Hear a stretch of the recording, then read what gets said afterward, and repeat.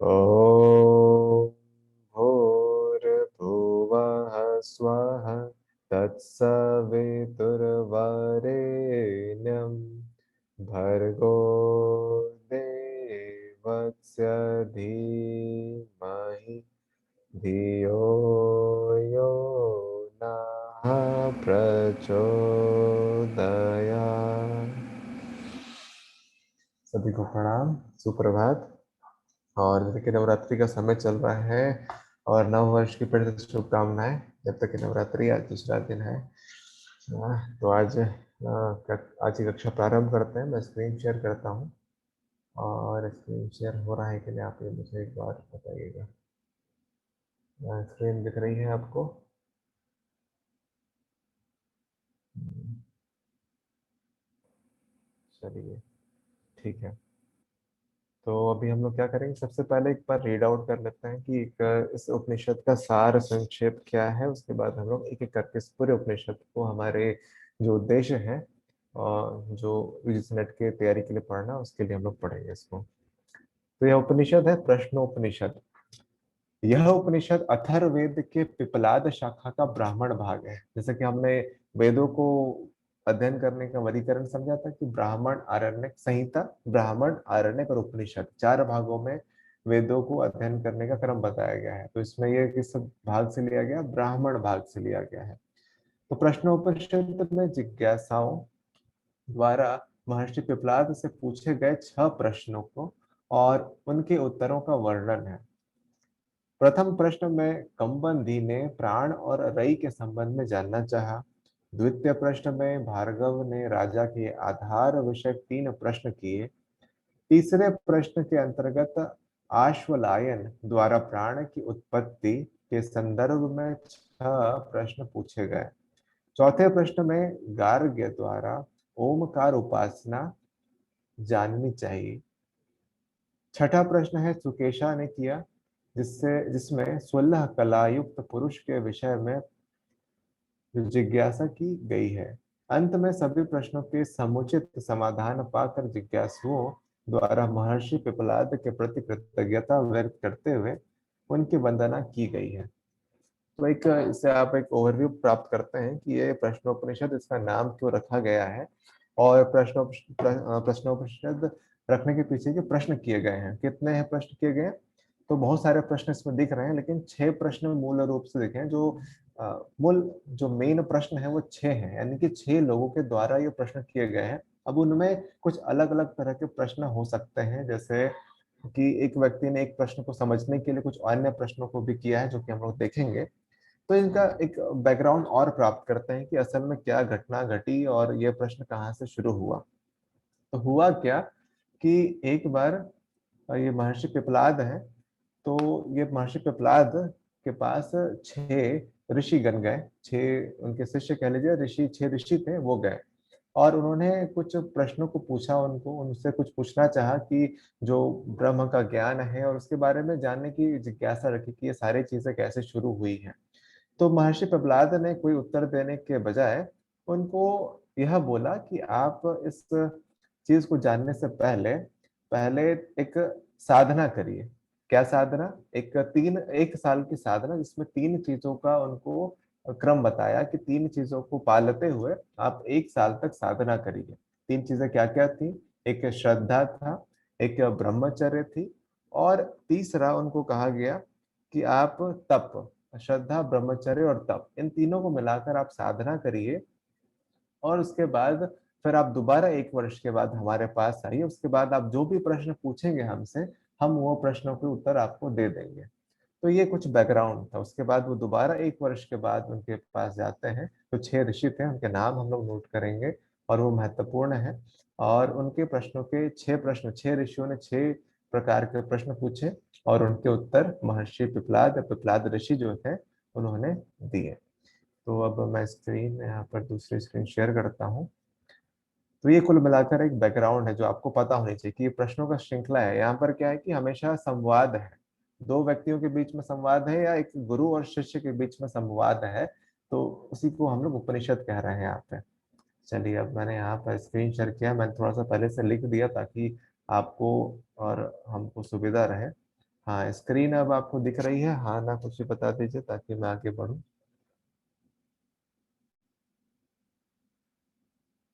चलिए, ठीक है। चलिए,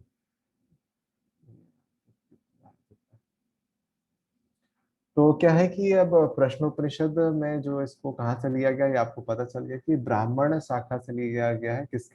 किस वेद के ब्राह्मण शाखा से? अथर्ववेद के ब्राह्मण शाखा से इसको लिया गया है। तो इसमें 6 ऋषि हैं कुल मिलाकर। ये अ, अथर्ववेद और कौन सा शाखा है? ब्राह्मण शाखा से। ये भी प्रश्न आ जाते हैं, अथर्ववेद के किस शाखा से लिया गया? 4 ऑप्शन होंगे: संहिता, ब्राह्मण, आरण्यक या कुछ और भी रहेगा, इनमें से कोई नहीं। तो उसमें आपको क्या करना है? ब्राह्मण शाखा से ये लिया गया है। उसके बाद महर्षि जो ऋषि पिपलाद है, पिपलाद ऋषि हैं, उन्होंने 6 ऋषियों से 6 प्रश्नों को उत्तर दिया था। वो 6 प्रश्न कौन कौन से थे? यहाँ पर आप मतलब ये 6 लोग कौन कौन थे उनको पहले जानिए। तो सबसे पहला जो यहाँ पर ऋषि है, एक मिनट, हाँ, जो पहले यहाँ पर ऋषि आपको दिख रहे हैं, यहाँ पर आपको भारद्वाज ऋषि के पुत्र थे, सुकेशा, है ना? यहाँ पर ये नाम है यहाँ पर। तो सुकेशा ऋषि थे। तो जिन्होंने ये एक जो पहले पहले ऋषियों में एक ऋषि थे सुकेशा ऋषि। फिर दूसरे ऋषि हैं शिवी पुत्र, जिनको जिनका नाम है सत्यकाम। इनके बारे में डिटेल हमें नहीं जानना है एग्जाम के पर्सपेक्टिव से। फिर गर्ग गोत्र में उत्पन्न हुए सौर्य पुत्र हुए थे। सौर्य एक वो भी तेजस्वी थे। उनके बैकग्राउंड हम लोग नहीं जा रहे, उनके डिटेल्स में भी हमारा काम नहीं है, तो उधर नहीं जाएंगे। तो ये खाली आप इतना जानिए, गर्ग गोत्र में उत्पन्न हुए सौर्य पुत्र थे, जिनका नाम था सौर्याई रणि।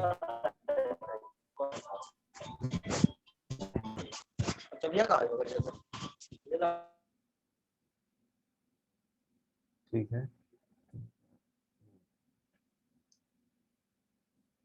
ठीक है। तो ये हो गए हमारे 3 ऋषि। इसके बाद क्या है? अश्ववल अश्वल अश्वल पुत्र जो थे, अश्वलायन, जिनको कौशल्य भी कहा जाता है। तो ये कौशल्य ऋषि या अश्वलायन ऋषि थे। फिर भृगु गोत्र में जन्मे एक और ऋषि थे, जिनका नाम था वैदर्भी भार्गव। वो उन्होंने वो भी थे इन 6 ऋषियों में। और कव्य ऋषि, ये कव्य है, कव्य ऋषि का प्रपौत्र यानी कि उनका पोता था, जिनका नाम था कबंदी। और ये कबंदी, इसको आपको थोड़ा जानना इसलिए भी जरूरी है कि उन्होंने ही सबसे पहला प्रश्न किया था। तो इस प्रकार से भी प्रश्न आते हैं कि किन्होंने प्रथम प्रश्न किया गया था प्रश्नोपनिषद में। तो ये आपको याद होना चाहिए कि इन्होंने किया था कबंदी ऋषि ने। अब इतना आप जान लिए, तो अब हम लोग यहाँ पर देखते हैं कि क्या चीजें थी जिनके चलते इनको कहा गया था। तो शुरुआत में जब ये कन्वर्सेशन होता है और चीजें बात करी जाती हैं, तो सबसे पहला अध्याय का इसमें जो पहला मंत्र है ना? तो उसमें परब्रह्म से संबंध में जिज्ञासा की इच्छा व्यक्त की गई थी। तो ये चीजें हमेशा से ब्रह्म है, कहीं परब्रह्म है, कहीं परमात्मा है। अलग अलग उपनिषदों में चीजें एक ही की बात करी गई है। तो पर सॉरी पर ब्रह्म, परब्रह्म के संबंध में जिज्ञासा थी इनकी, उसके बारे में पर ब्रह्म के संबंध में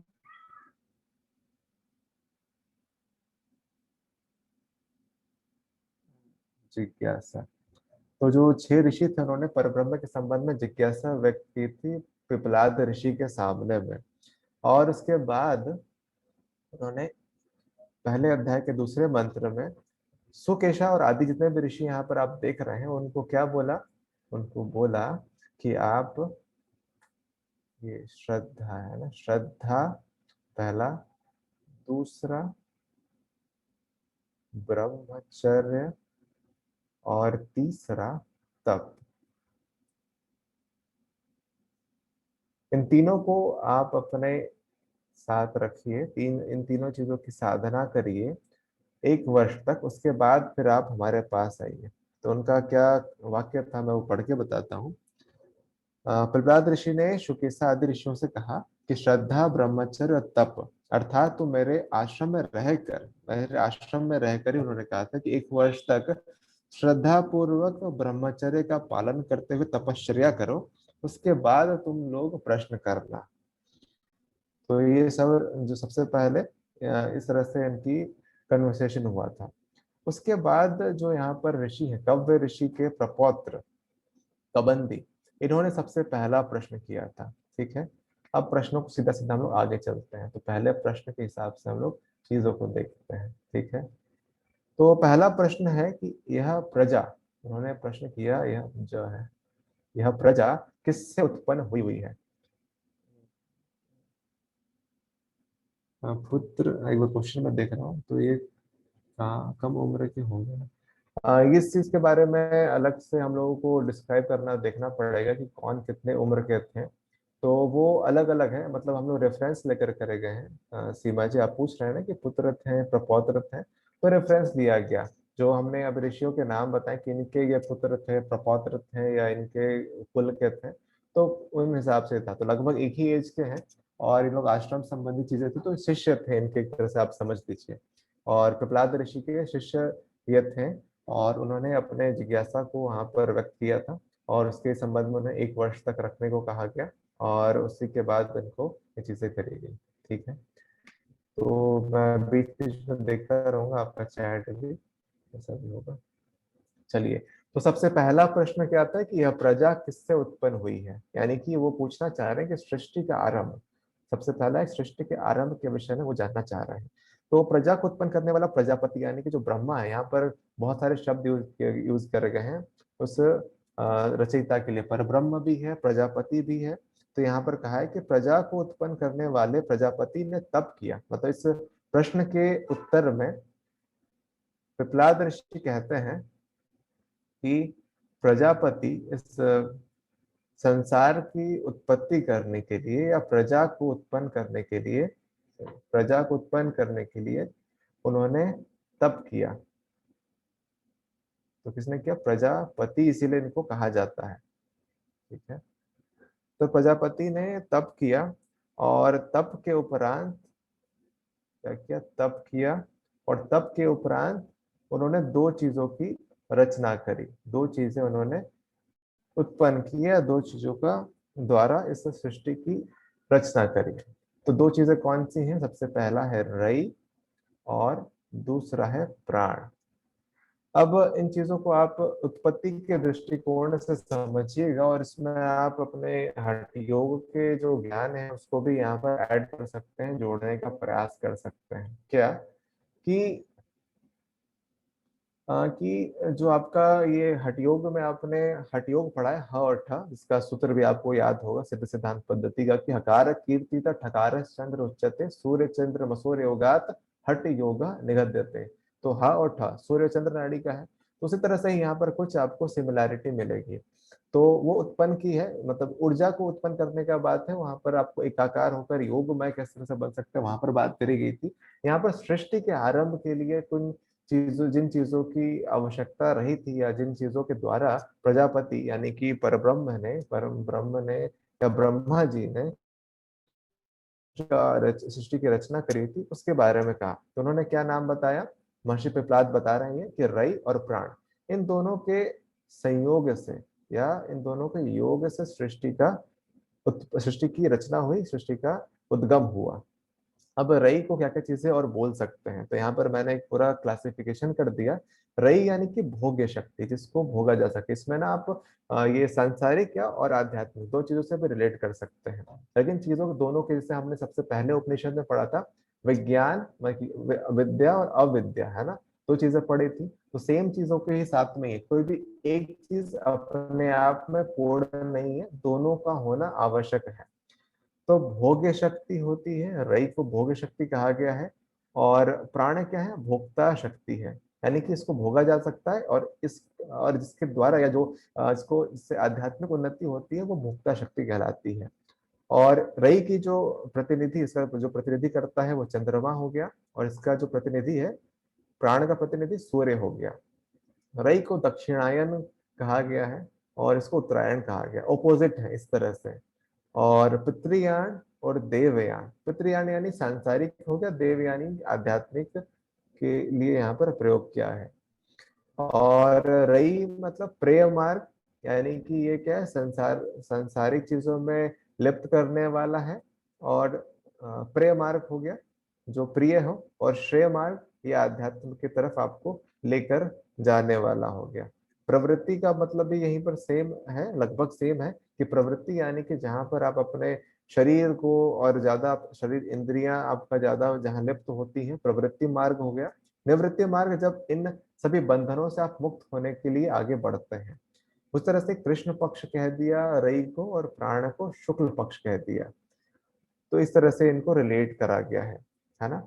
अब इसके बाद इन्होंने एक चीज बताई, मतलब अगर इसको हम लोग जो सृष्टि की रचना है या सभी जीवों में जो समानता अब देखते हैं, तो क्या होता है कि एक स्त्री और पुरुष के बीच में जब संयोग होता है, तब वीर और रज के बीच मिलने के जो संतान की उत्पत्ति होती है। तो सेम प्रक्रिया यहाँ पर हर जीव के साथ में बताई गई। ये ऊर्जा क्या है, इससे सृष्टि की रचना हुई है, और सृष्टि की रचना के साथ में हर जीव जितने भी हैं उन सभी जीवों में सेम, मतलब इन्हीं ऊर्जा के कारण, यही रई और प्राण से ही और जीवन का वहां पर उत्पन्न या उत्पादन होता है। तो हर एक जीव में क्या है, रई और प्राण के द्वारा जीवन का उत्पादन होता है।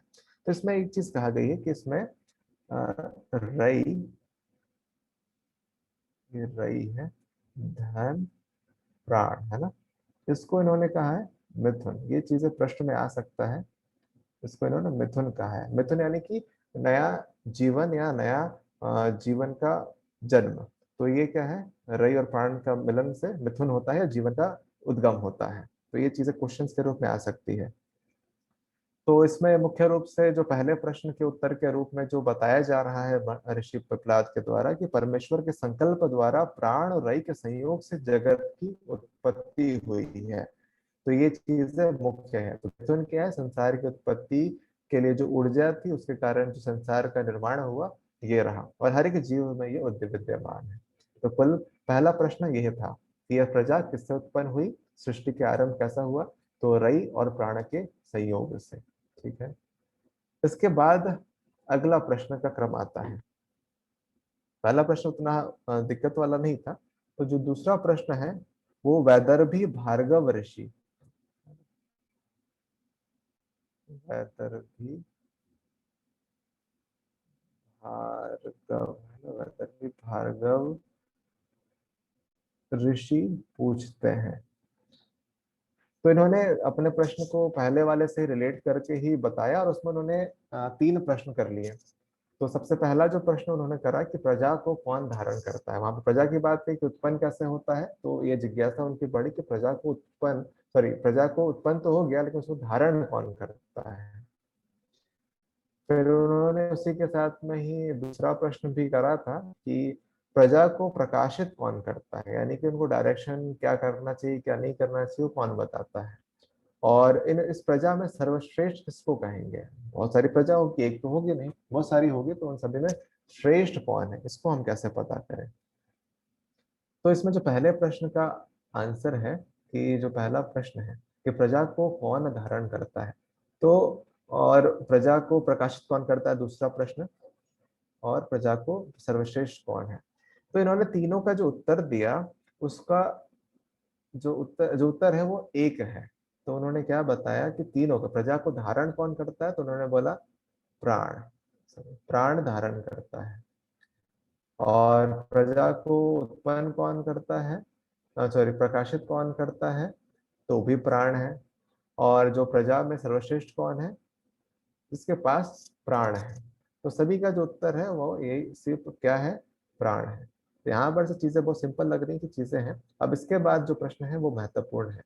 मतलब इन्हीं के आधार पर अब यहाँ पर हमें इतना समझ में आ गया कि यहाँ पर जो ऋषि प्रश्न कर रहे हैं और जो प्रहलाद ऋषि जवाब दे रहे हैं, तो उसमें प्राण का यहाँ पर पूरा वर्गीकरण या प्राण का पूरा जो एक क्लासिफिकेशन है वो हमें पढ़ने को मिलेगा। तो पहले दो प्रश्नों से हमें ये पता चलेगा कि हम लोग प्राण को पढ़ने वाले हैं। तो एक इसने पूछा था वैदर्भी भार्गव ऋषि ने।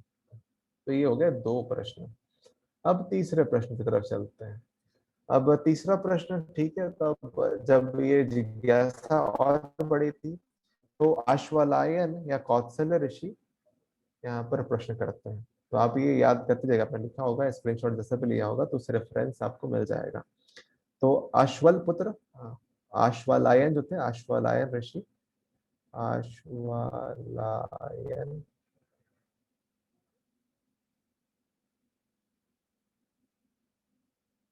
इन्होंने महर्षि प्रहलाद से प्रश्न करे। अब वो प्राण वहां पर जिज्ञासा बढ़ी, एक के बाद एक, तो उन्होंने उसी से संबंधित प्रश्न किए।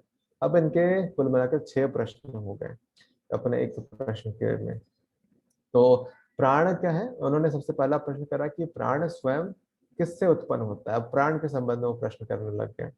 उसके बाद उन्होंने पूछा कि इस मनुष्य शरीर में कैसे ये प्राण प्रवेश करता है।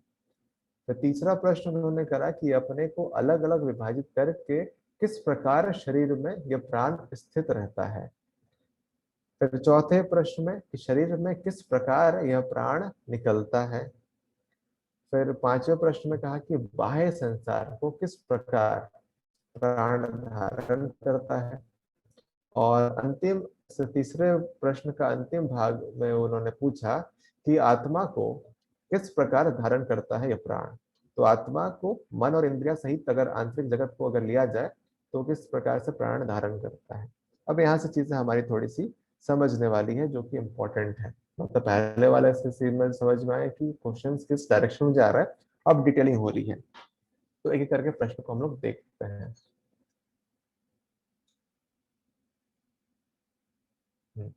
तो सबसे पहला प्रश्न क्या है, प्राण स्वयं किससे उत्पन्न हुआ है। तो इसके जवाब में,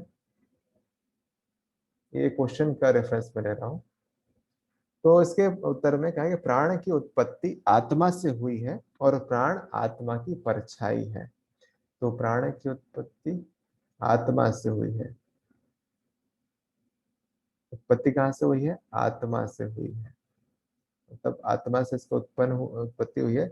और इसको क्या बताया है कि प्राण आत्मा की परछाई है।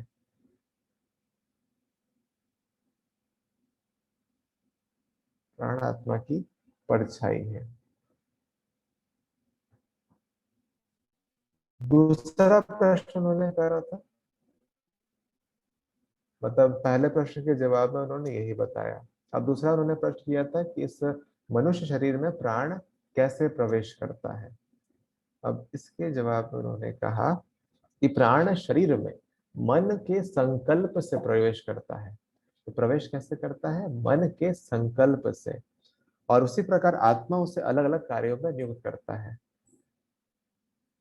मन के संकल्प से प्राण शरीर में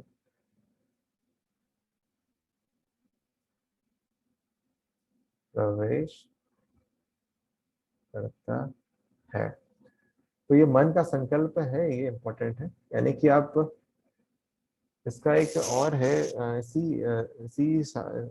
वेद में है या किसी और में है, यतः प्राणः ततो मनः, या यतो मनः ततः प्राणः। ये एक मंत्र है, किसी वेद में, ये मुझे रेफरेंस नहीं याद आ रहा। यतो मनः ततः प्राणः, यानी कि जहां पर आपका मन होगा वहीं पर ये प्राण का संचार होता है। तो वही चीज यहाँ पर भी बताई गई है कि मन के संकल्प से प्राण शरीर में प्रवेश करता है। आप जैसा सोचेंगे, मतलब आप सोचेंगे प्राण, आप प्राणहीन है, अगर आपके, वही चीज है कि अगर आप पैसिमिस्टिक सोच रखते हैं या आप अपने आप को दीनहीन दुर्बल मांगते हैं, तो प्राण आपके शरीर में कम होने लग जाएगा। और वहीं पर अगर आप चिंतन को अगर आप बेहतर बनाते हैं कि मैं प्राणवान हूँ, या आप सोच रहे हैं कि मैं संकल्पवान हूँ, या जैसे भी चीजें हैं मैं बेहतर हो रहा हूँ, तो क्या है, ये चीजें आपके शरीर में एक विद्युत की तरह काम करती है और पूरे शरीर में प्राण का संचार होता है। तो इसलिए अफर्मेशन का जो कॉन्सेप्ट है वो इस तरह से आप रिलेट कर सकते हैं। ठीक है, तो मन के संकल्प से होता है। जो आत्मा होती है, आत्मा क्या करती है, उस प्राण को अलग अलग जगह पर विभाजित कर देती है। प्राण का अलग अलग जगह संचारित,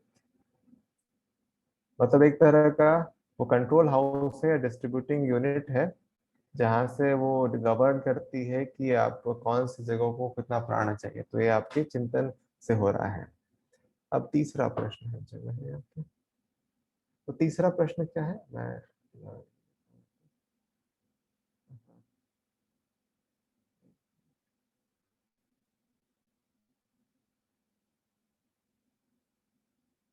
तीसरा जो प्रश्न है उनका,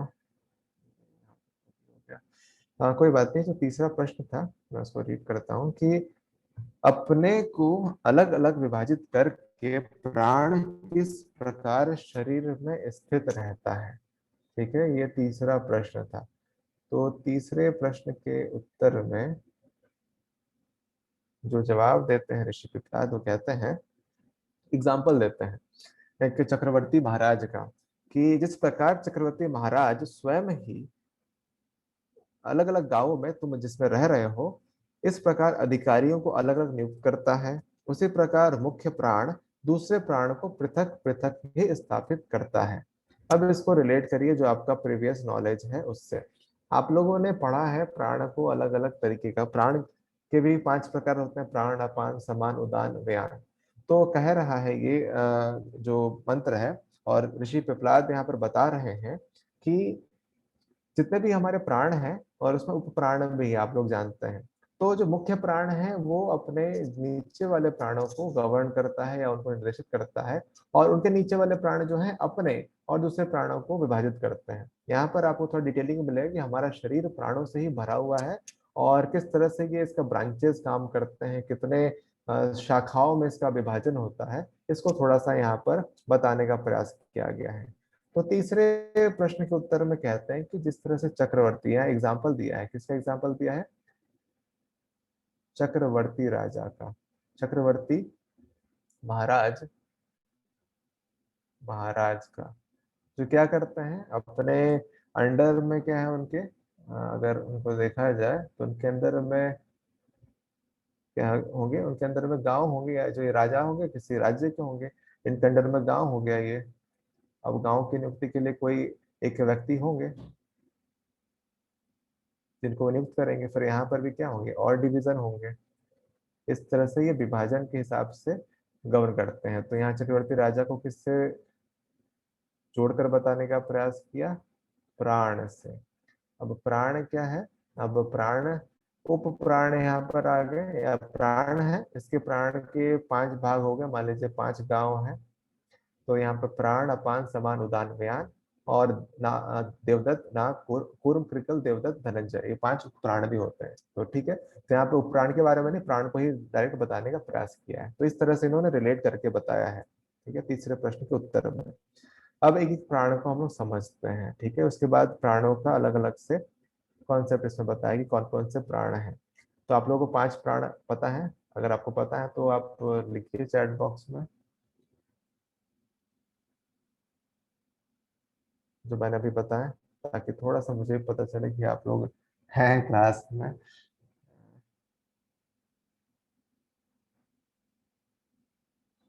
चलिए, एक तो आंसर आ रहा है। ठीक है, तो यहाँ पर सबसे पहले जिस प्राण के बारे में बताया गया है उसको देखते हैं।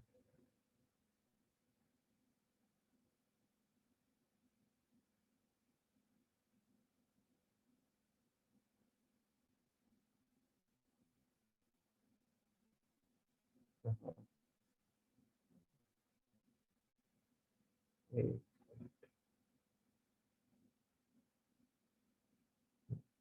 अब प्राण के बारे में है, तो प्राण को यहाँ पर क्या कहा गया, अलग अलग तरीके से बताया गया है, ये अलग। ठीक है, तो प्राण क्या है, 5 प्राण है। ठीक है, बिल्कुल सही, आप लोग सभी बता रहे हैं अच्छे से, पंच प्राण। तो प्राण में भी 5 प्रकार के प्राण हैं। तो हम लोग एक एक तरह से जानते हैं, आप सभी ने सही बताया है ना, बिल्कुल सही। इस तरह से प्राणों का है, प्राणापान, समान, उदान, व्यान, है ना। तो इसमें ना सबसे पहले हम लोग जानते हैं, मतलब हम लोगों का शरीर इसमें क्रम वाइज नहीं, जिन्होंने इन्होंने जिस तरह से बताया है उसको लेके चलते हैं। तो उन्होंने सबसे पहला जो बताया है वो अपान को बताया है, लेकिन क्रम जो हम लोग जानते हैं हमेशा हम लोग उसी के अकॉर्डिंग करेंगे, बाद बाकी यहाँ पर इस उपनिषद के अकॉर्डिंग ये चीजें हैं। तो अपान है, फिर उन्होंने प्राण बताया,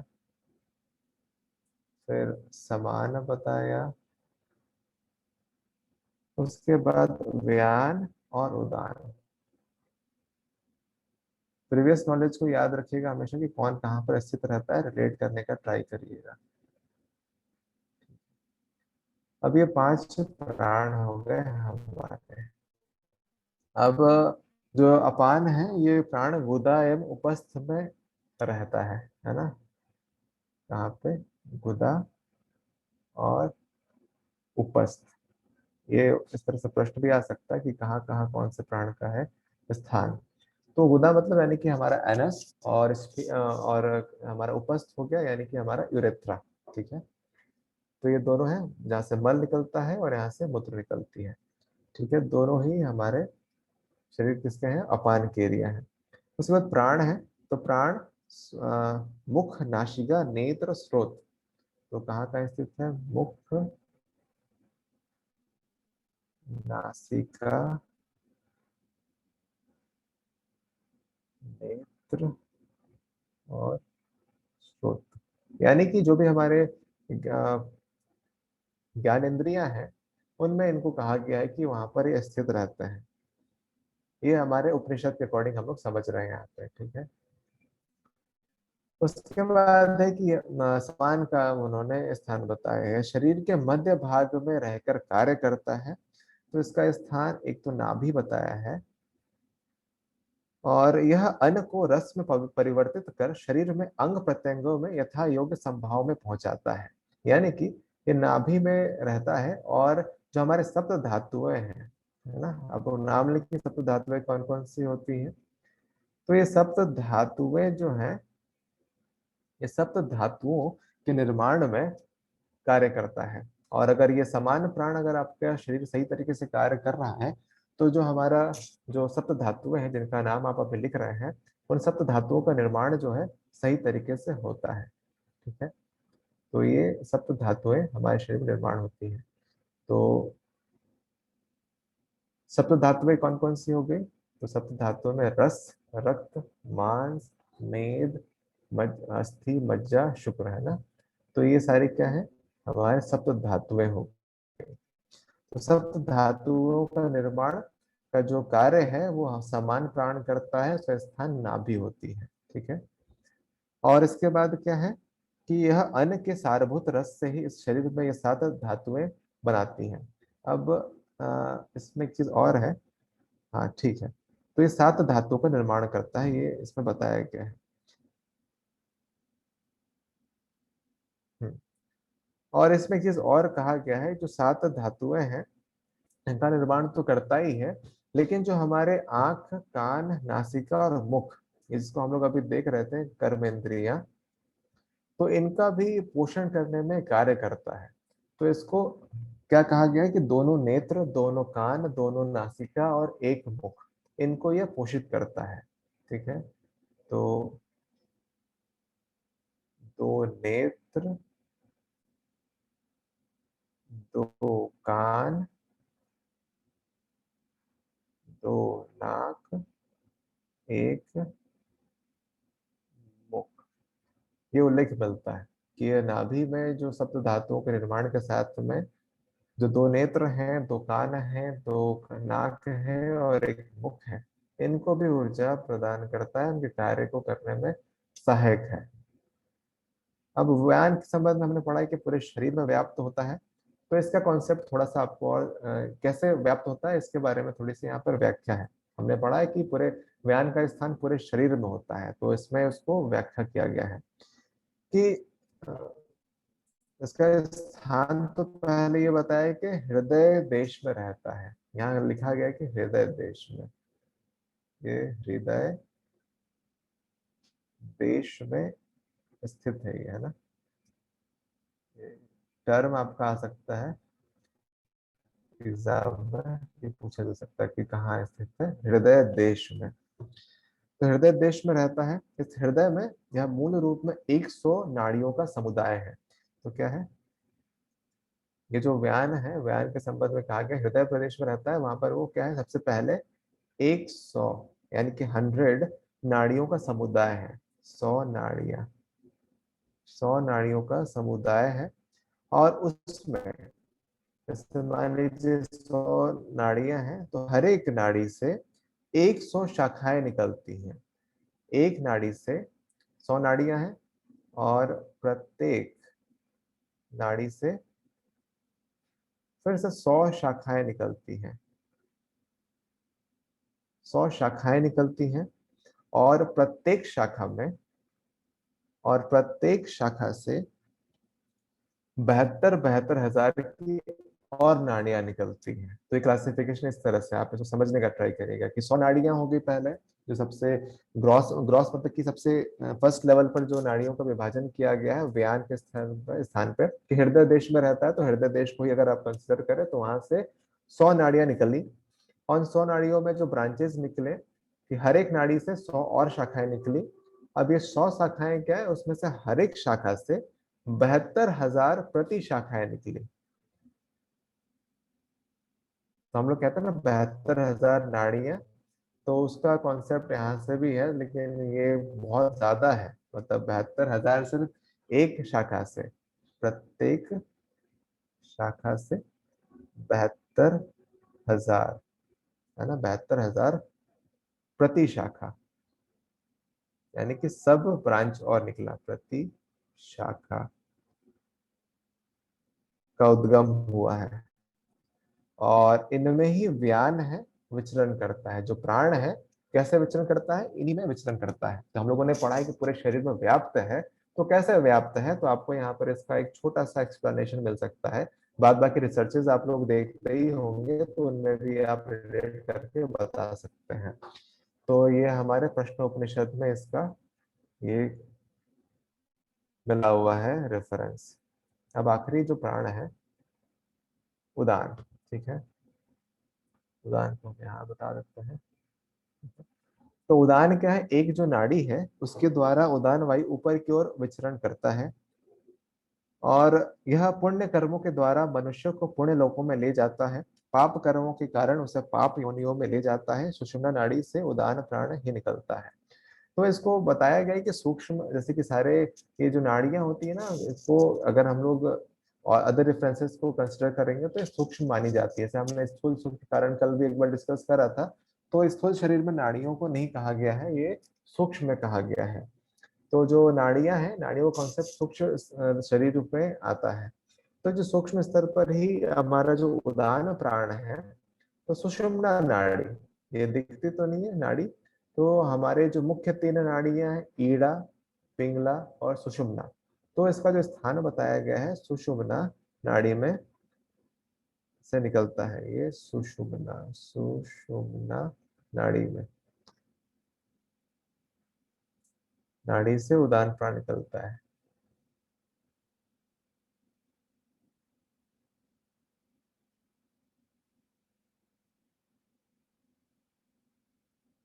और ये सुषुम्ना नाड़ी क्या है, हमारे प्रमुख नाड़ियों में है। और इसमें ये इस उपनिषद में बताया गया ये जो नाड़ी है, अब इसमें जो उदान प्राण है, अगर वो ऊपर की तरफ विचरण करता है, तो जो मनुष्य की योनियां है या मनुष्य का जो आध्यात्मिक उन्नति है, वह सकारात्मक दृष्टि से होती चली जाती है। उसको अच्छी योनियां मिलती चली जाती है, मनुष्य में भी उच्चतर होते चला जाता है। और यदि जो प्राण है उसका जो प्रवाह है नीचे की तरफ होती है, तो निकृष्ट योनियां उसे मिलती है। ऐसा यह उपनिषद इस मंत्र में कह रहा है। ठीक है, ठीक है। हाँ, 72 लाख होती है ना, मैंने देखा। हाँ, तो यहाँ पर क्या 72,000, तो शायद इसी को अगर मल्टीप्लाई जब हम लोग कर देते हैं, तो वो 72 लाख की जो है ना, जो संख्या है वो पूरी हो जाती होगी, है ना। तो यहाँ पर से आप इस कॉन्सेप्ट को ले सकते हैं। तो ये जो तीसरा जो प्रश्न था, उसमें इस तरह से प्राण का पूरा कॉन्सेप्ट मिलता है। अब चौथे प्रश्न की तरफ आगे आते हैं। ठीक है, अब चौथे प्रश्न को किन्होंने पूछा, गार्ग्य ऋषि ने पूछा। गार्ग्य ऋषि यानी इनको सौर्यायणी कहा गया है, उन्होंने पूछा। तो गार्ग्य ऋषि, गार्ग्य ऋषि ने इसको पूछा है। तो उनमें 4 प्रश्न है उनके। तो उन्होंने पहला प्रश्न करा कि इस मनुष्य शरीर में कौन कौन सोते हैं और कौन कौन जागते हैं। ये प्राण के संबंध में ही रिलेटेड है, आगे देखेंगे इसको। यह कौन देवता स्वप्नों को देखता है। मतलब आप अगर स्वप्न देख रहे हैं तो वो कौन देख रहा है, मतलब आप तो देख रहे हैं लेकिन आप में कौन देख रहा है। अभी इनर इंजीनियरिंग की तरफ बढ़ रहे हैं कि सुख, अगला प्रश्न इन्होंने करा है कि सुख का अनुभव कौन करता है। आपको किसी भी तरह की अनुभूति हो रही है, सुख अगर उसको कह रहे हैं तो कौन अनुभव करेगा। उस तरह से ही जो अगला प्रश्न है उसमें ये कहते हैं, पूछते हैं पिपलाद ऋषि से कि यह सब किससे प्रतिष्ठित है। मतलब ये सब हो रहा है तो भाई मेन इसका हेडमास्टर कौन है, मेन इसका व्यक्ति कौन है, या मेन ऊर्जा कौन है, या कहाँ से ये चीजें हो रही हैं। तो यहाँ पर गूढ़ प्रश्न है। तब आप यहाँ पर एक रिलेट करिए, हम लोग प्रीवियस प्रश्न जो पिछले क्वेश्चन जो पूछे गए हैं उनको रिलेट करके देखते हैं। अगर आप इसको देखेंगे तो ये क्या है, ये हमें अंतर जगत की यात्रा की तरफ अग्रसर कर रहा है। जितने भी प्रश्न हैं वो क्या कर रहे हैं, ये बाहरी संसार को जानते हुए आप आंतरिक जो संसार है उसको रिलेट करते हुए बताया जा रहा है कि आप अपने को जाने, और क्यों जाने उसके बारे में आगे जो प्रश्न है उनको बताया जा रहा है। और क्योंकि मूल स्रोत जो है वो ब्रह्म ही है, लेकिन आपको इस शरीर के साथ में कार्य करना है तो संसार के साथ करना है। तो संसार के साथ में भी जो हमने रई और प्राण का जो कॉन्सेप्ट पढ़ा वो इसीलिए आवश्यक है।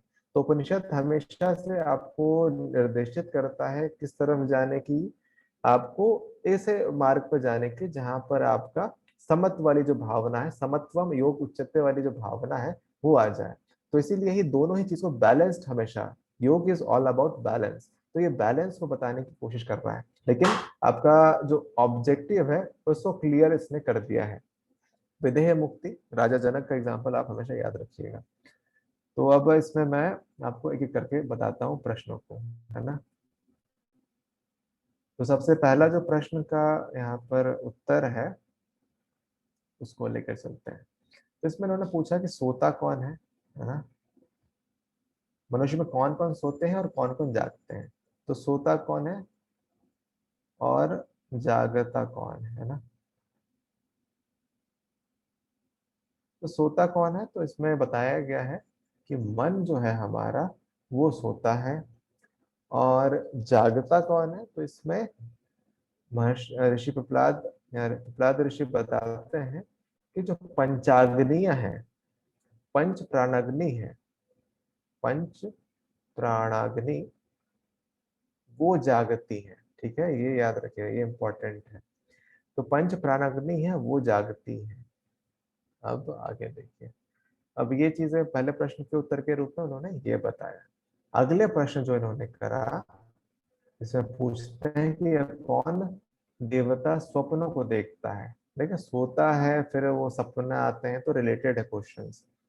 तो उसमें ये पूछते हैं कि स्वप्न देखता कौन है, तो उसी को इन्होंने बताया है। ये पूरा आपको कन्वर्सेशन बहुत बड़ा है, तो उसको मैं धीरे धीरे आपको जो चीजें पॉइंट की है वो बताते जाता हूँ। स्वप्न कौन देखता है, तो जीवात्मा। तो जीवात्मा है वो स्वप्न देखती है। अब इसमें क्या है कि जो सोता है, अब जीवात्मा को यहाँ पर उन्होंने बताया ऋषि प्रहलाद ने कि जीवात्मा किसको आप समझेंगे। तो जीवात्मा में इन्होंने क्या किया कि जीवात्मा को इन्होंने मन और सूक्ष्म इंद्रियां,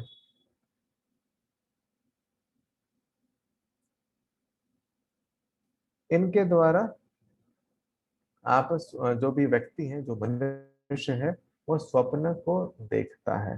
ठीक है, तो स्वप्न कौन देखता है, जीवात्मा देखता है। लेकिन जीवात्मा आप कौन किसको समझेंगे, तो मन और सूक्ष्म इंद्रियां। तो प्रश्न का उत्तर जीवात्मा होगा। ठीक है, इसके बाद अगला जो प्रश्न यहाँ पर किया है 4.3 से, तो सुख का अनुभव कौन करता है। अब ये सुखानुभव, सुख है ना, सुखानुभव, सुख या सुख,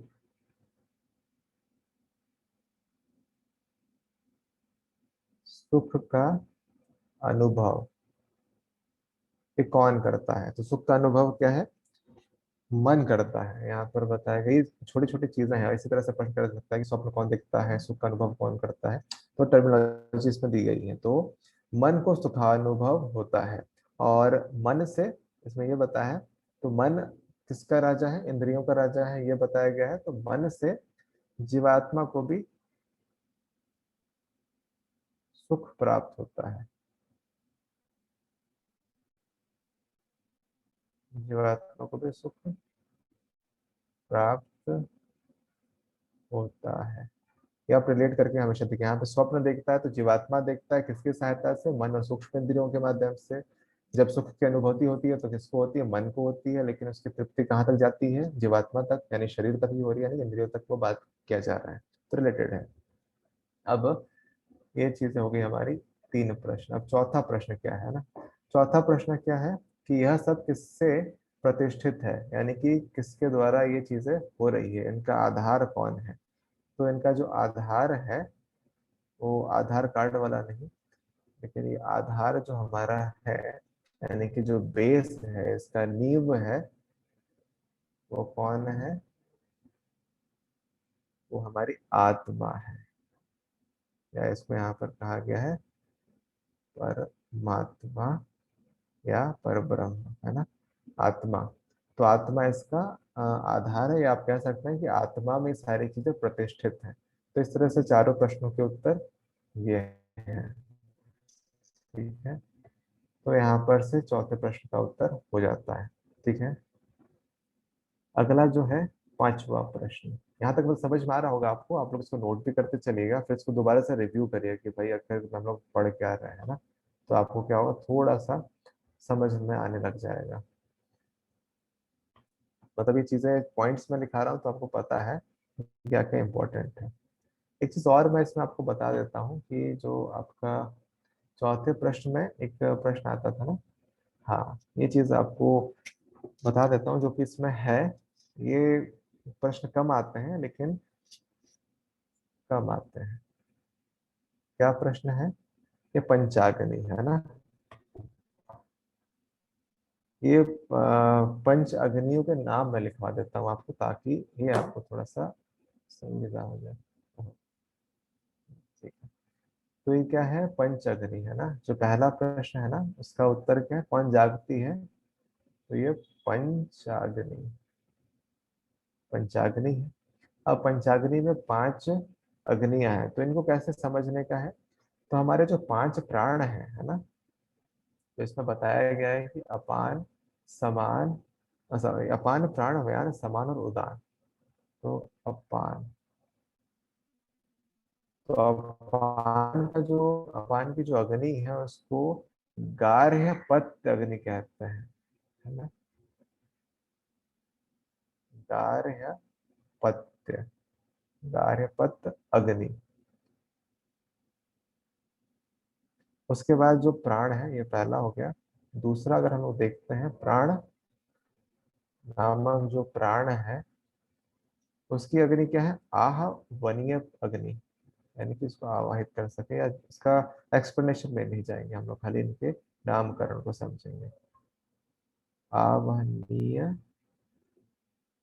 अग्नि।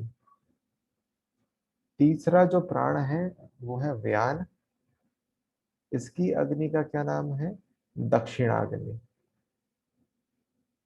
दक्षिण। और चौथा जो प्राण है वो क्या है, समान। ठीक है, समान प्राण क्या है, इसकी अग्नि का क्या नाम है, आहुति, आहुति अग्नि, आहुति ही नाम बताया है इसमें।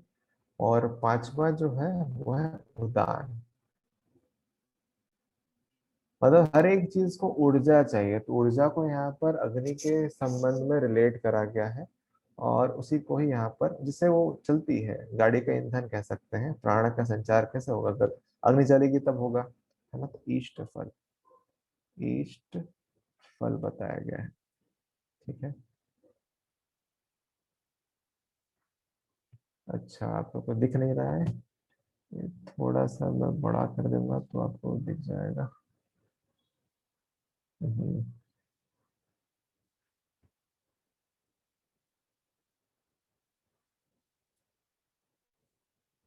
एक मिनट।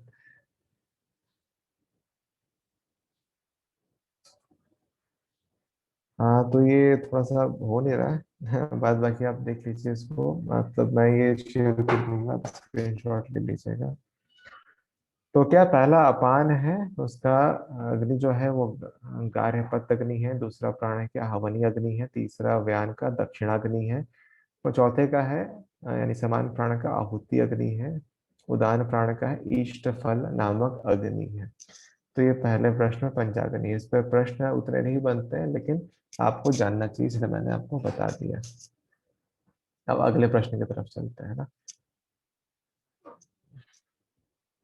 ठीक है, तो अगला प्रश्न क्या है।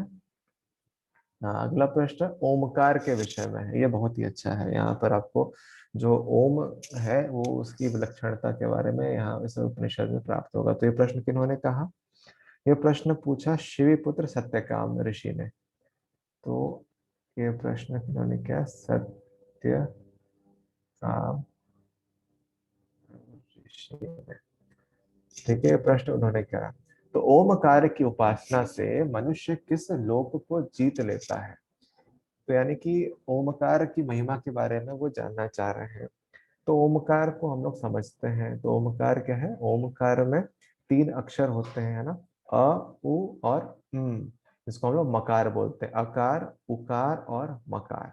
ठीक है, तो इसमें हम एक चीज कर देते हैं कि अक्षर एक जगह लिख देते हैं, एक अक्षर लिख दिया, और उसके लोक है कि किस लोक से संबंधित है, और किस वेद से संबंधित है ना, और मात्राएं हैं वो आपको मैं बता दूंगा। अब देखते हैं, ठीक है। अब अ अक्षर है, तो अ क्या है, आकार इसको मान लीजिए, ये पृथ्वी लोक है ना, पृथ्वी लोक से संबंधित है, पृथ्वी लोक। और ये किस वेद से संबंधित है, ऋग वेद से। अब उकार ले लीजिए, तो ऊ किससे है, ये चंद्र लोक। अब पृथ्वी लोक को यहाँ पर ना मनुष्य लोक भी बोलते हैं, तो आप इसको नोट कर लीजिएगा। और जो ऊकार है या स्वर्ग लोक, स्वर्ग लोक, या इसको चंद्र लोक भी बोलते हैं। तो ये किस वेद से संबंधित है, ऋग्वेद और यजुर्वेद दोनों के ही संबंधित है, यजुर्वेद।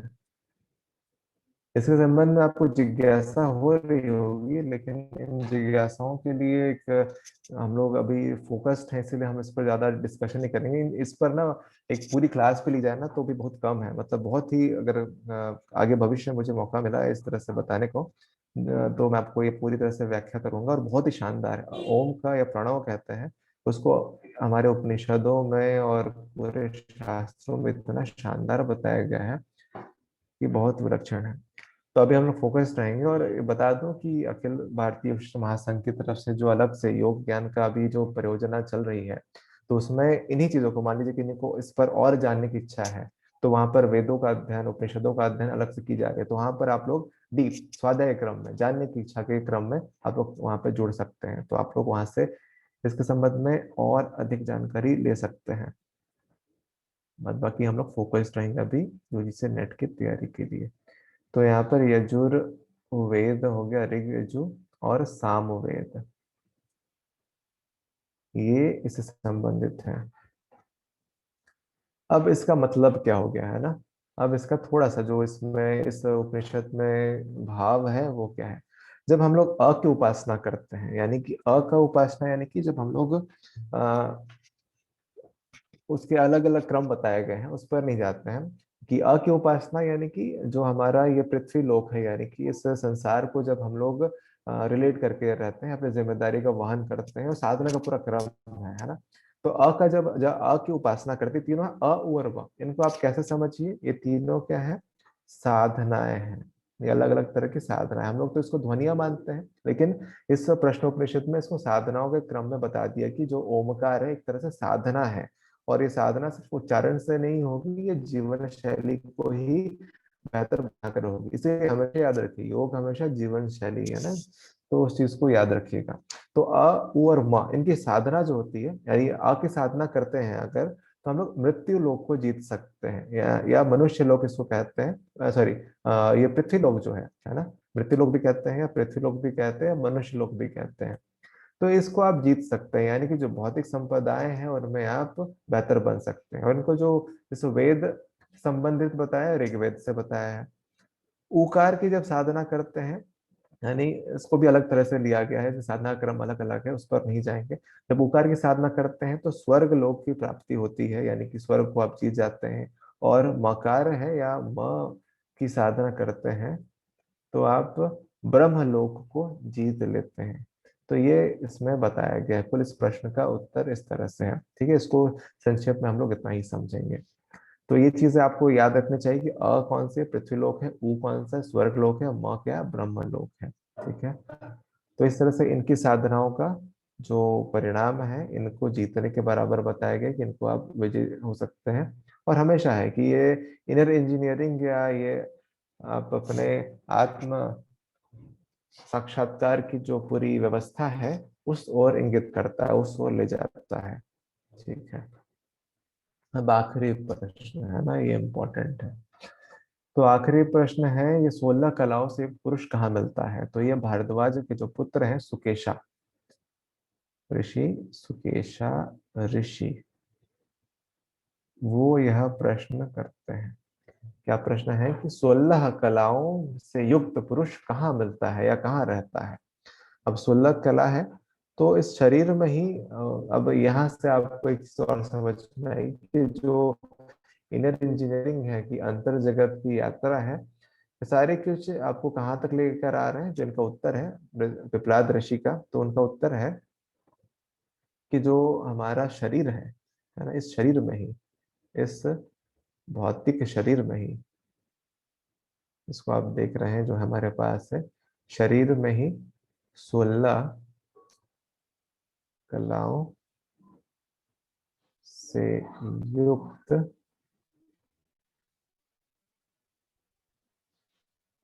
पुरुष। अब यहाँ पर पुरुष क्या है? वो परमात्मा है, परब्रह्म, जो चेतना है, उसको कहा गया है पुरुष रहता है। यानी कि यहाँ से आप स्वामी विवेकानंद जी का जो एक कोटेशन है, जो उन्होंने कहा है कि every soul is potentially divine, उसको आप यहाँ से रिलेट कर सकते हैं। और इसीलिए ही वो हमेशा इस बात को इंगित करते थे, इस बात पर जोर देते थे, और इस बात पर ही वो चाहते थे कि भारत का प्रत्येक युवा इसीलिए जागृत रहे कि आप अपने आप को हीन दीन दुर्बल ना समझे, क्योंकि जो संभावना है उन्होंने इसको अपने पूरे जीवन में समझा, उसको आत्म साक्षात्कार किया। उनके जो गुरु थे उन्होंने इसको समझा जाना। तो इसीलिए उन्होंने बताया कि अगर आप सोचते हैं आप मनुष्य हैं, तो आपके अंदर वो जो क्षमता है निहित है, आप नहीं चाहेंगे तो भी वो आप में पोटेंशियल है। बस आपको वो करना है। उसके लिए साधना क्या है? योग है, योग मार्ग बताया है। तो योग आसन प्राणायाम नहीं, एक साधना है जो कि आपके 24 घंटे चलती है, और जितने जीवन आपका रहेगा तब तक चलेगी। तो वो साधना के रूप में बताया है। तो 16 कलाएं जो अभी मैं आपको बताऊंगा, वो सारी चीजें क्या है, ये आपके शरीर में ही व्याप्त है। आपको उनको समझना है, उनका विकास करना है। गुण कर्म स्वभाव, चिंतन चरित्र व्यवहार, इन चीजों का अगर आप किसी तरीके से बेहतर करते रहते हैं, तो ये जो 16 कलाएं हैं वो बेहतर होते रहती हैं। तब यहाँ पर विशेष रूप से 16 कलाएं, उनको हम लोग लिखेंगे, तो आप लोग नोट करते चलिएगा। मैं थोड़ा स्क्रीन को बड़ा कर देता हूँ। जो अब ये 16 कलाएं ऐसा नहीं कि कुछ नई चीजें हैं, आपको पता है। अब मैं लिखते जाऊंगा तो आपको ये चीजें याद समझ में आती जाएंगी। अब ये क्या है? रिवर्स ऑर्डर में है। जब हम लोग कल भी ये चीजें देख रहे थे, आप लिखते जाइए तो मैं बताते जाता हूँ आप लोग को। सबसे पहला है प्राण, दूसरा है श्रद्धा, तीसरा है, मतलब इनमें आपको क्या बनेंगे, ये पंच तत्व हो गए। तो अगर पंच तत्वों के विकास क्रम को देखें तो क्या है, सबसे आखिरी में कौन सा तत्व बनता है? पृथ्वी तत्व। और पहले तत्व कौन सा बनता है? आकाश तत्व। तो आकाश से वायु, वायु से अग्नि, अभी सोचिए अग्नि से जल भी बनता है। मतलब ये चीजें हम लोग को इन चीजों पर ध्यान और थोड़ा सा विचारणीय चीजें हैं, जो कभी जब आपको समय मिले तब चिंतन मनन करना चाहिए कि जो विकास क्रम है अग्नि से जल कैसे बनता है। फिर सातवां है पृथ्वी, और फिर आठवां है मन, नौवां है इंद्रियां, एक मिनट, इंद्रियां, 10वां है अन्न, चौथा है, सॉरी, 11वां है वीर्य, 12वां है तप, 13वां है मंत्र,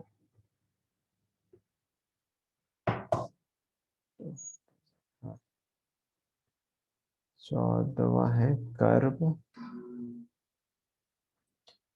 15 है लोक, और 16 कहा गया है नाम। ठीक है, तो इनको थोड़ा सा है ना ब्रीफ में समझते चलते हैं। अब प्राण को समझते हैं। सबसे पहला क्या है, प्राण है। तो प्राण क्या है, अब अभी हम लोगों ने ये चीजें पढ़ी। प्राण, तो प्राण क्या है, परब्रह्म ने सर्वप्रथम प्राण को बनाया, ऐसा ये उपनिषद कहता है, यह मंत्र बताता है। जो ऋषि पिपलाद वो बताते हैं कि जो परब्रह्म है, जब सृष्टि की रचना करी थी तो हम लोगों ने शुरुआत में भी कॉन्सेप्ट देखा था कि प्राण सबसे पहले उसका निर्माण होता है। तो सबसे सर्वप्रथम प्राण को बनाया परब्रह्म ने, ये है। तो सर्वप्रथम जो चीजें हमें संचारित करती हैं, सर्वप्रथम ये चीजें जिनसे ऊर्जा का संचार होता है, तो ये क्या है, प्राण है। दूसरा है श्रद्धा, यानी कि श्रद्धा यहाँ पर किस चीज को कहा गया है, आस्तिक बुद्धि को। तो इसमें श्रद्धा यानी आस्तिक बुद्धि, सकारात्मकता कितनी है आपकी, तो ये आपके अंदर निहित है। अब ये जो 5 तत्व है, इनसे हमारा शरीर बना हुआ है। तो इनको क्या कहा गया है, पंच महाभूत, जो कि आप लोग जानते हैं। तो पंच महाभूत, पंच महाभूत, अब ये आप लोग इसको तो ग्रांटेड लेते हैं, मतलब ये तो है ही, लेकिन इनको हर एक तत्व जो है कितना महत्वपूर्ण है, और उनका पोषण किस तरह से होता है, और हर एक पंच महाभूत के साथ पंच तन्मात्राएं होती हैं, तो उनकी साधना किस तरह से करनी चाहिए, ये सारी चीजें वहां पर आती हैं। तो ये इसीलिए इनको कलाओं में रखा गया है। मतलब ये सिंपल दिखता है कि हाँ है तो शरीर है, पंच महाभूत तो हमको पता है, ये क्या है, इसमें कला हो गई, पर वैसा नहीं है। ये क्या है, आपके साधना के पक्षों को बता रहा है। मतलब ये चीजें हैं आपके पास, मन और इंद्रियां हैं, और मन और इंद्रियों को आप देखें तो इनको हम अंतःकरण चतुष्टय, चतुष्टय है ना, मन बुद्धि चित्त अहंकार। तो इसके अंतर्गत में मन और इंद्रियों के जो सम्मिश्रण को यहाँ पर अंतःकरण चतुष्टय के बारे में बताया गया। इसमें मन बुद्धि चित्त और अहंकार आदि अंतःकरण की रचना है, उनके बारे में बताया गया है। ठीक है, आप लिख लेंगे ना, मन बुद्धि चित्त और अहंकार। फिर अन्न की बात आती है। तो अन्न क्या है, उस जितने प्राणियों के शरीर में स्थित के लिए अन्न की रचना की गई है, अन्न को रचा गया है। तो पोषण देने का काम कौन करता है, अन्न का करता है। प्राणियों के शरीर की स्थिति के लिए अन्न, प्राणियों की, ऐसा इस उपनिषद में कहा है, प्राणियों के शरीर की स्थिति के लिए, स्थिति के लिए। अब ये क्या है कि अन्न क्या है, अब जब हम लोग दूसरा उपनिषद, और भी उपनिषद है, छांदोग्य उपनिषद या जो बाकी उपनिषद है उनको पढ़ेंगे, तो उसमें हम लोग पंच कोशों का वर्णन वहां पर पढ़ेंगे। तो वहां पर ये चीजें क्लियर होंगी कि हमारे 5 कोश होते हैं, अन्नमय कोश, प्राणमय कोश, मनोमय कोश, विज्ञानमय कोश और आनंदमय कोश। जो अन्नमय कोश है सबसे आखिरी आवरण होता है, उसको थोड़ा सा लॉजिकली देखेंगे वहां पर कि किस तरह का एनाटॉमी हो सकती है इस हमारे पंचकोशों की। तो जो अन्नमय कोश होता है उसमें जो भी अन्न करते हैं, अन्न से अन्नमय कोश बना, जो भी आहार हम लोग ग्रहण कर रहे हैं, तो अन्न का हमेशा से स्थूल भाग जो है शरीर पर लगता है, और जो सूक्ष्म भाग है वो हमारे मन को प्रभावित करता है। इसलिए जैसा खाए अन्न वैसा बने मन, है ना, जैसा हो आहार वैसा बने विचार।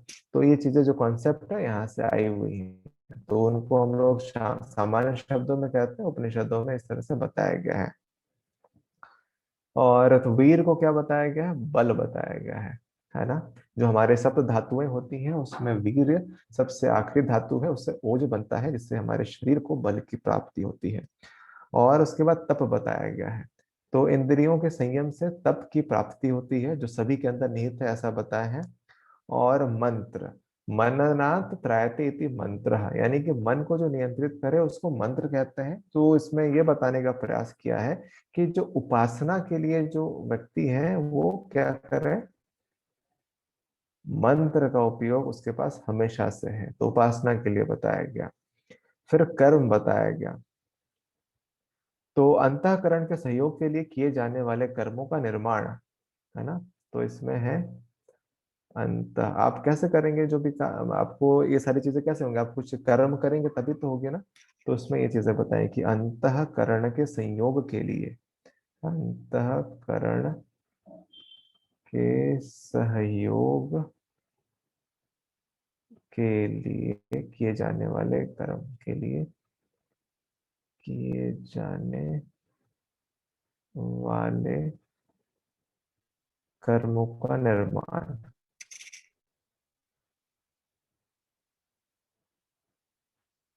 कर्मों का निर्माण, ठीक है। और लोक के संबंध में बताया गया है कि लोकों की रचना अलग अलग सी हुई हुई है। तो लोक क्या है, कि दो तरह के लोक हैं। एक तो जो निम्न योनियों के लिए लोक हैं, और जो ऊर्ध्व लोक हैं। सात लोगों को कहा गया ना, जो गायत्री मंत्र में भी आप जानते हैं, या भू भूः स्वः तपः जनः मः, इस तरह से जो लोक हैं, सप्त लोकों के बारे में बताया गया है कि जैसा कर्म होगा उसके आधार आधार पर आपके भिन्न भिन्न लोकों की आपको प्राप्त होते हैं, उनकी रचना उनके आधार पर की गई है। तो कर्मों के आधार पर भिन्न भिन्न लोगों की रचना, कर्मों के आधार पर जब वो व्यक्ति इन चीजों को सोचता है, विचार करता, चिंतन करता है, तो उसके जो आध्यात्मिक उन्नति है वो सही दिशा में चलते रहते हैं। तो उपनिषदों का जो मुख्य उद्देश्य रहा है, स्वयं को जानने का रहा है ना। और जब हम स्वयं को जानते हैं तो उसी को अध्यात्म कहते हैं, स्वभावे अध्यात्म उच्यते। तो ये चीजें यहाँ पर है, कर्मों के आधार पर भिन्न भिन्न लोगों की रचना, ठीक है। अब नाम है, अंत में सभी के नाम की रचना, यानी कि आप इससे क्या है, जब ये सारी चीजें हो जाती हैं तो आपका एक स्वरूप बनता है। तो अंत में सभी के नाम की रचना की गई है, तो ये नाम यहाँ पर उससे रिलेट करा गया है।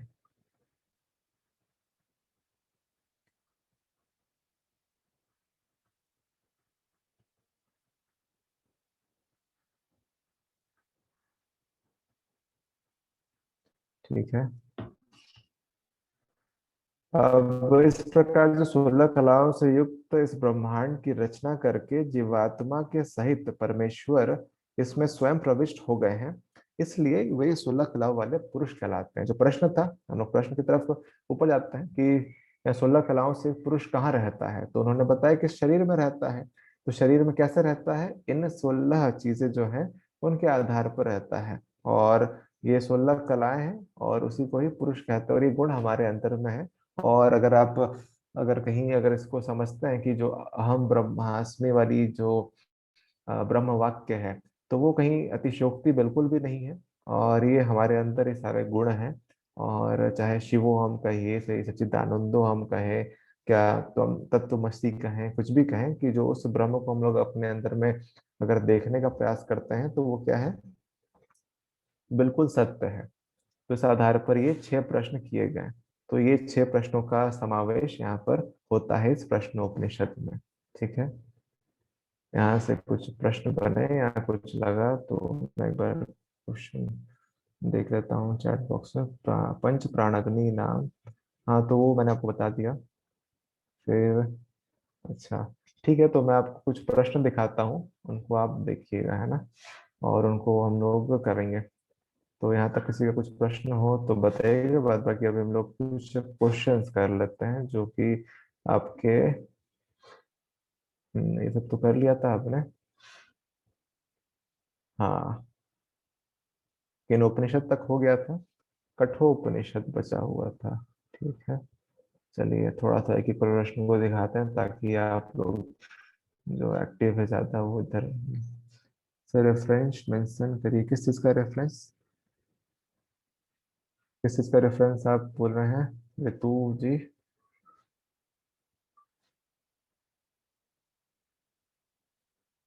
चलिए आप तो फिर लिखिए अगर जो प्रश्न आपने पूछा है। सर मंत्र का, अच्छा ये जो रेफरेंसेस है इसमें बहुत सारे रेफरेंसेस हैं, तो मैं प्रश्नों को मैंने बता दिया है, मैं रेफरेंसेस आपको लिखवा देता, लेकिन अभी हम लोग प्रश्न कर लेते हैं, फिर कल आपको करा दूंगा, है ना, उपनिषद में। ठीक है, ठीक है।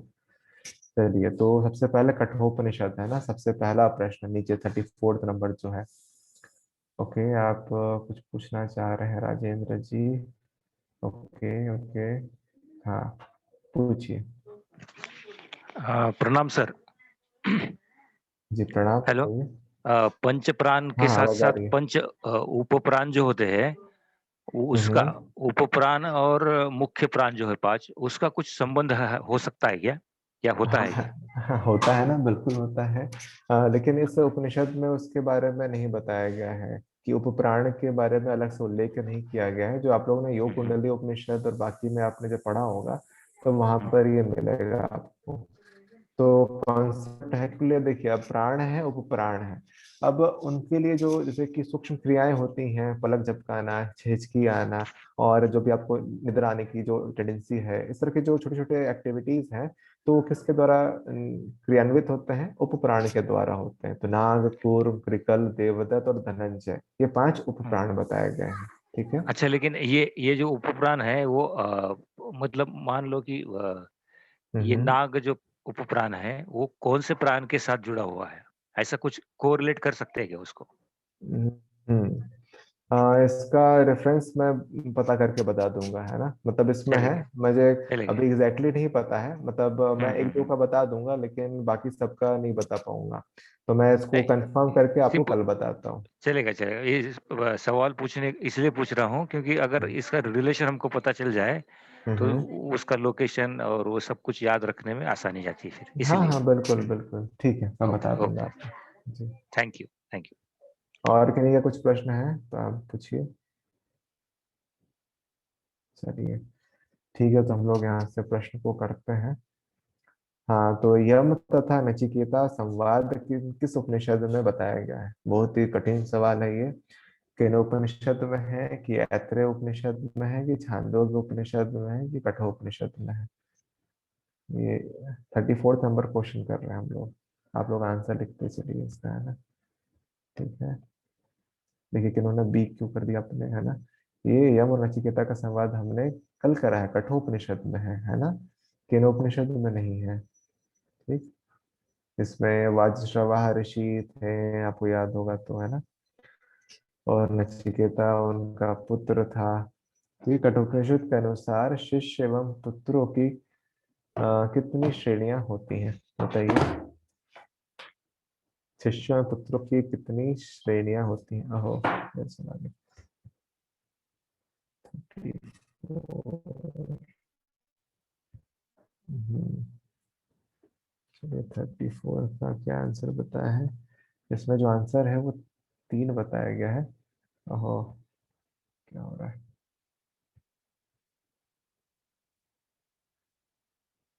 एक मिनट, ये 3 है। अभी कौन कौन सा है ये मुझे देखना पड़ेगा एक बार, कि मुझे भी इस पर डाउट है। कठोपनिषद में शरीर को कहा गया है, क्या कहा गया है बताइए? उसमें था ना अलग सा कुछ कुछ बताया गया था। हाँ बिल्कुल सही, ममता। निधि आपका भी सही, चलिए बिल्कुल सही है। आप लोग बताइए, बाकी लोग, रथ कहा गया है। ठीक है। और कठोपनिषद में आत्मा को कहा गया है। चलिए अगला, जल्दी जल्दी करिए ना, इसमें ज्यादा देरी नहीं करना है, बहुत आसान आसान सवाल है, हम लोग देखते चलेंगे। कठोपनिषद में आत्मा को कहा गया, आप लोग को रिकॉल करना पड़ रहा है, इसलिए कल मैंने ये प्रश्नों को नहीं कराया था कि एक दिन बाद करा रहे हैं, तो आप लोग कितना याद करते हैं वो देखेंगे यहाँ पर। हाँ ठीक है। हाँ बिल्कुल सही, सारथी कहा गया है। और कठोपनिषद में इंद्रियों को क्या कहा गया है?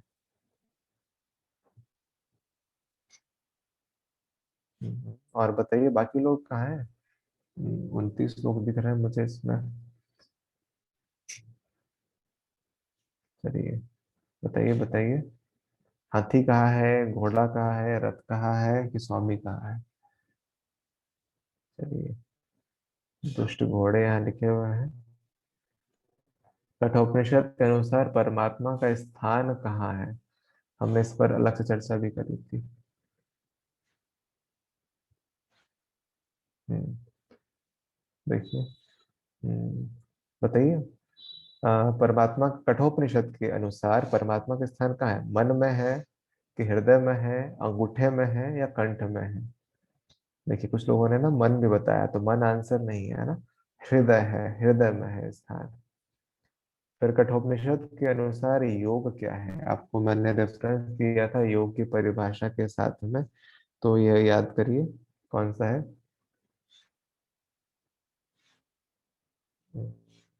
कठोपनिषद के अनुसार बताना है ना।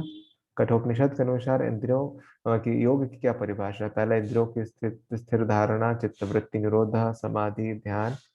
बिल्कुल सही, हाँ। जल्दी जल्दी बताइए। ए होगा, इंद्रियों की स्थित स्थिर धारणा। कठोपनिषद के अनुसार योगाभ्यास से साधक कैसा हो जाता है? बताइए। कुशल बन जाता है, कि प्रमाद रहित बन जाता है, कि दीर्घ सूत्री बन जाता है, कि दूरदर्शी बन जाता है? हम्म। कोई ए कर रहे हैं, कुछ बी कर रहे हैं? बताइए बताइए, इसमें कंफ्यूजन है आपको। आप एक बार फिर से जब गो थ्रू करिएगा, तो उसमें आपको मिलेगा कि जो डी है, दूरदर्शी हो जाता है अभ्यास से।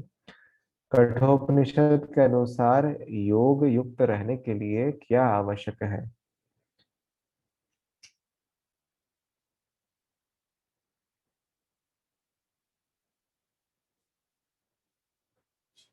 कठोपनिषद के अनुसार योग युक्त रहने के लिए क्या आवश्यक है? बिल्कुल सही। मतलब वेदों को रटने से तो होगा नहीं ना, तो साधु की संगति भी नहीं है। कठोपनिषद के अनुसार दृढ़ अभ्यास ही होगा। तो कठोपनिषद के अनुसार शरीर में प्रधान, कठोपनिषद के अनुसार है ना, प्रधान नाड़ियों की संख्या कितनी है?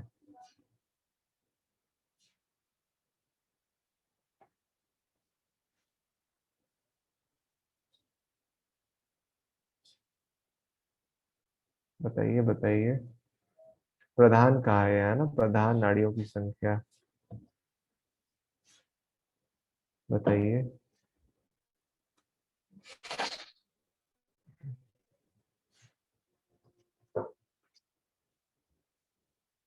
बाकी लोग जवाब क्यों नहीं दे रहे इसमें?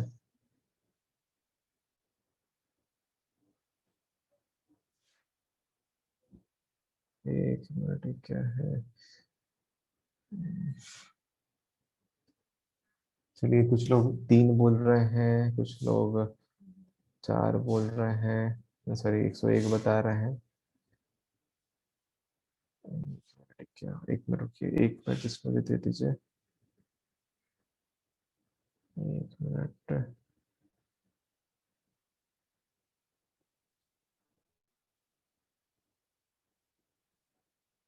इस 1 मिनट। सॉरी। हाँ, तो जो उपनिषद है कठोपनिषद, तो उसमें आपको याद होगा कि जो कठोपनिषद में जो शरीर में प्रधान नाड़ियां हैं उनकी संख्या 101 बताई गई है, याद रखिएगा, है ना। कठोपनिषद के अनुसार योग विधि प्राप्त करके साधक क्या हो जाता है? साधक कैसा हो जाता है? विकार रहित हो जाता है कि ब्रह्म प्राप्त हो जाता है, मृत्यु रहित हो जाता है?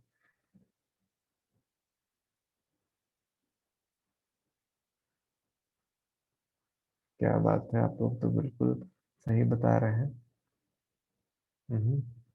डी होगा, है ना? कठोपनिषद के अनुसार मनुष्य के शरीर में आत्मा का आकार कैसा है? सिर के बराबर, हृदय के बराबर, दिल तिल के बराबर, अंगूठे के बराबर? देखिए, कोई सिर के बराबर बता रहे हैं इसमें, तो सिर के बराबर नहीं होगा। अब देखिए, कोई हृदय के बराबर बता रहे हैं, तो हृदय स्थान है लेकिन अंगुष्ठ प्रमाण है, याद करिए, है ना? तो अंगुष्ठ प्रमाण क्या है? अंगूठे के बराबर। अंगुष्ठ माने अंगूठा। ठीक है, ए होगा इसका आंसर। फिर कठोपनिषद के अनुसार आत्म साक्षात्कार फलीभूत होता है ब्रह्म प्राप्ति में, जीवन में, मृत्यु में, स्वर्ग में?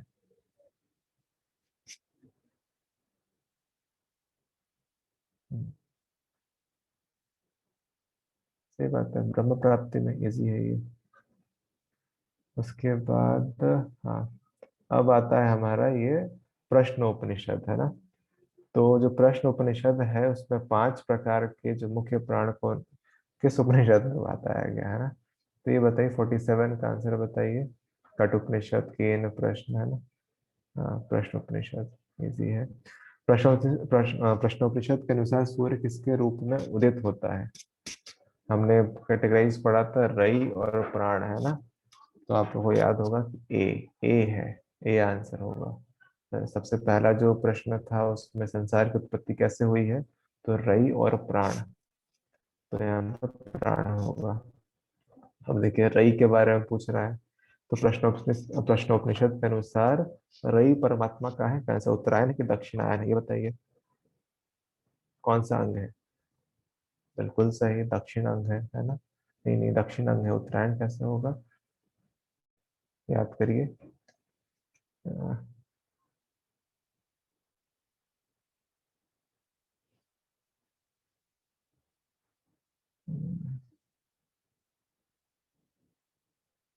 ठीक है, अगला प्रश्न दिखाता हूँ। जगत के प्राणों का केंद्र है, तो जगत के प्राणों का केंद्र किसको कहा गया है? सी, सूर्य। ठीक है। इसमें आप लोग जल्दी जल्दी टाइप करने का ट्राई करिए। प्रश्नोपनिषद के अनुसार कृष्ण पक्ष को किसकी संख्या दी गई है? अब फिर से वही प्रश्न है, रई और प्राण वाला ही। तो इसमें आपको ऑप्शन ही में रई दिया हुआ है ना, तो आपको, लेकिन जनरली अगर ऑप्शन देगा तो उसमें प्राण को भी रख देगा। प्रश्नोपनिषद के अनुसार सर्वश्रेष्ठ है, कौन सा चीज सर्वश्रेष्ठ है यहाँ पे? अग्नि, जल, वायु, प्राण? 52 का बताइए, 52 का आंसर। ये आप लोग कैसे लिख रहे हैं, अग्नि? जब इसमें शुरुआत से हम लोग देख रहे थे कि इसमें जो सृष्टि की रचना कैसे हुई है, प्राण से हुई है, और सभी चीज का आधारभूत तत्व कहाँ है? प्राण ही है। 16 कलाओं में भी हमने प्राण तत्व को ही समझा, तो यहाँ पर प्राण होगा आंसर, उसी को सर्वश्रेष्ठ माना है ना? इसमें प्राण के कितने प्रकार बताए गए हैं?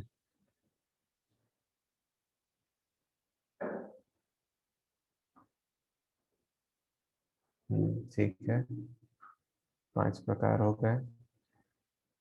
हाँ, अब नीचे में जो दिया गया है, इसमें इस प्रश्न का जो मतलब है मैं बता देता हूँ कि प्रश्नोपनिषद के अनुसार सबका आधार कौन है? मतलब जो पंच तत्वों में जो इनका जो मुख्य आधार है वो कौन सा है, इसमें ये प्रश्न पूछना चाह रहा है।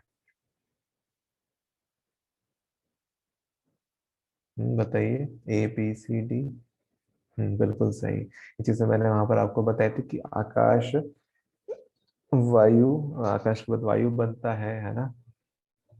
फिर अग्नि, फिर जल, फिर पृथ्वी, तो आकाश तत्व होगा। ठीक है। फिर प्रश्नोपनिषद के अनुसार अग्नि रूप में कौन तपता है?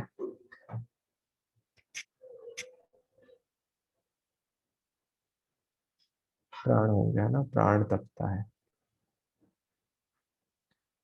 फिर प्रश्नोपनिषद में पर्जन्य की संज्ञा किसे दी गई है? ये प्रश्न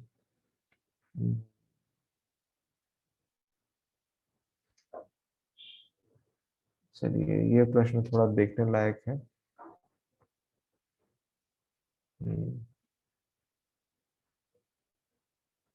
इसको आप पता करके आइएगा, ऐसा मुझे डाउट हो रहा है, मैं इसको देखूंगा बाद में। प्रश्नोपनिषद में रई की संज्ञा दी गई है, ये तो आपको पता है। प्रश्नोपनिषद में रई की संज्ञा किसको दी गई है?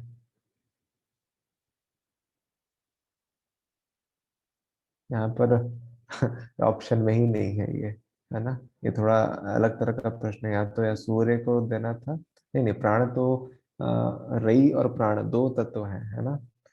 तो रई की संज्ञा दी गई है, तो यहाँ पर ये थोड़ा सा गड़बड़ है ये प्रश्न।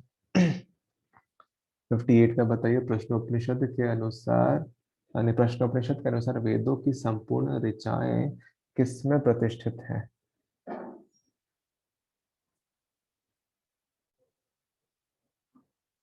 ये याद करिए, मैंने आपको लिखवाया था कि जो आपके तत्व अलग अलग थे, है ना। तो उसमें कहाँ कहाँ है? ठीक है, प्राण तत्व ही लेंगे यहाँ पर। और मान लीजिए प्रणव के बारे में जब बात करी गई थी हमने, तो मकार, मान लीजिए इस तरह के प्रश्न उसमें भी आ सकते हैं कि जो प्रणव है या ओमकार है, तो किस मात्रा में, मतलब जब अ का है तो एक मात्रा हो गया, उ कहते हैं तो दो मात्रा, और जो है या हमिंग साउंड है या मकार है, उसको उसमें तीन मात्रा होती है। तो किस मात्रा में सभी वेदों को सार के रूप में कहा गया है? तो जो म है, मकार है, साउंड है, तो उसमें सभी रहेंगे, सभी वेदों को उसमें संयोजित किया गया। तो उस तरह के प्रश्न आ सकते हैं। तो प्रश्नोपनिषद के अनुसार प्राण है, बताइए प्राण क्या है? इंद्र है कि रुद्र है?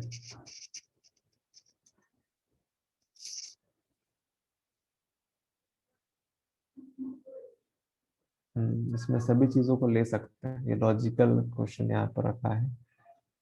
फिर प्रश्नोपनिषद के अनुसार अन्न किसके कारण उत्पन्न होता है? ये तो प्रश्न हमने देखा था, बताइए। अन्न किसके द्वारा उत्पन्न होता है?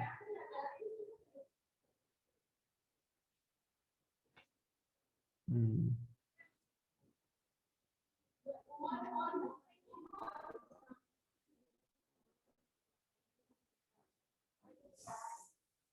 तो इसमें जो है तो यहाँ पे सूर्य लिख सकते हैं, लेकिन यहाँ पे दो चीजें आती हैं, सूर्य और प्राण। लॉजिकली अगर देखा जाए तो सूर्य है, लेकिन जो तत्व इसमें निहित है वो प्राण है। तो हम लोग इसको, ये जो क्वेश्चन है, अगर इसको हम लोग अपने 16 कलाओं के आधार पर भी लिखते हैं, तो वहां पर आपको सूर्य तत्व मिलता नहीं है, वहां पर प्राण मिलेगा। तो आपका आंसर जो होगा वो प्राण होगा, ठीक है, ये नहीं होगा। हाँ, अब एक प्रश्न आपका, इससे क्या नाम है, केन, इससे पहले वाले उपनिषद में है, केन उपनिषद में ही था शायद, हाँ। कि हाँ, मातरी शवा किसे कहा जा गया है, इसका आंसर बताइए। आपको कितना याद है, देखते एक ही प्रश्न। मातरी शवा, नहीं नहीं, सी, डी, बी, क्या क्या कर रहे हैं आप लोग? याद करिए, जब इंद्र ने सभी अपने जो उनके देवता थे स्वर्ग के, उनको भेजा था, एक अग्नि देवता को भेजा था, एक वायु देवता को भेजा था, फिर खुद भी गए थे, है ना। तो उसमें से अग्नि देवता को जात वेदा भी कहा जाता है। तो वैसे ही मातरिश्वा वायु देवता को कहा जाता है ना। याद रखिएगा, ठीक है। चलिए, राजेंद्र जी ने सही जवाब दिया था और लोगों ने भी सही जवाब दिया। चलिए, बहुत बढ़िया। चलिए, आज का जो क्वेश्चन आंसर यहीं तक रखते हैं। आज थोड़ा सा आप लोग एक्स्ट्रा टाइम ले लिया मैंने, लेकिन चलिए ठीक है, इसी बहाने कुछ क्वेश्चंस भी हमने कर लिए। और